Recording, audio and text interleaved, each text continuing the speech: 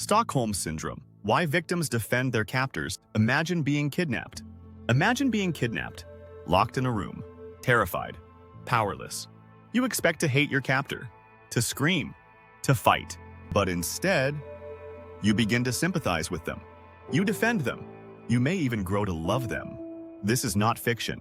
This is the disturbing psychological phenomenon known as Stockholm Syndrome, the origin of a psychological paradox. The term Stockholm Syndrome was born from a 1973 bank robbery in Sweden. Two armed criminals stormed Credit Banken in Stockholm, taking 4 employees hostage for 6 days. But what shocked the world wasn't the crime. It was what happened after. The hostages not only resisted rescue attempts, but later defended their captors in court. One of the victims even became engaged to a kidnapper. Why? How could this happen? Survival isn't logical. It's instinctual. Stockholm Syndrome is a trauma bond, not a rational choice. In life-threatening situations, the mind shifts from logic to survival. When a victim is isolated, powerless, and terrified, their survival brain seeks any connection, any hope of safety, even if that hope comes from the very person hurting them. If the abuser offers small acts of kindness, food, water, talking calmly, it becomes distorted in the victim's mind as compassion. Over time, this distorted bond becomes emotional dependency, the psychological mechanics behind it. Let's break it down. 1. Fear triggers a stress response that alters memory and decision-making. 2.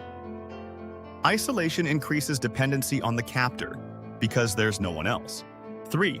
Power imbalance creates a learned helplessness. I can't escape, so I must adapt. 4. Intermittent kindness creates confusion. Reward after punishment reinforces emotional attachment. In short, the captor becomes the victim's only source of relief and threat. This contradiction reshapes the victim's perception of reality. It's not just kidnapping.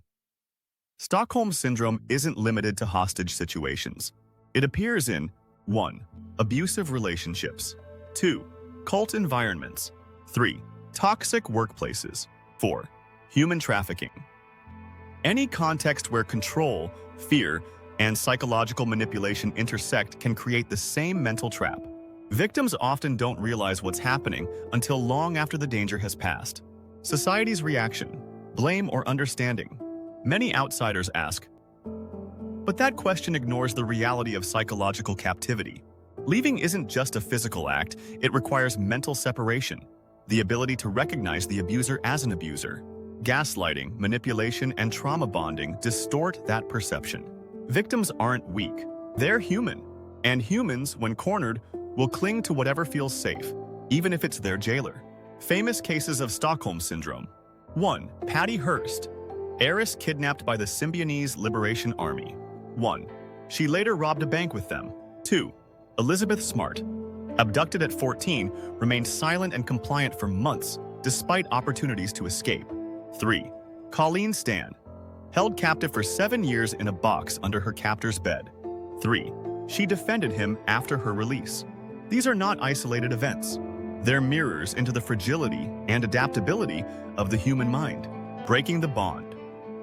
Healing from Stockholm Syndrome takes time, therapy, and often years of self-repair. Victims must: 1. Relearn autonomy. 2. Deconstruct false beliefs. 3. Rebuild trust in themselves and others. Most importantly, they must learn to forgive themselves for surviving the only way they could. Why it terrifies us? Because it shows that under the right pressure, anyone can break, anyone can be bent, anyone can love the wrong person if it means they stay alive. Stockholm Syndrome isn't about weakness. It's about the brain's terrifying ability to adapt. And that truth, that darkness, makes it one of the most disturbing psychological conditions in the human experience. Welcome to Darkly Human, where survival has a shadow.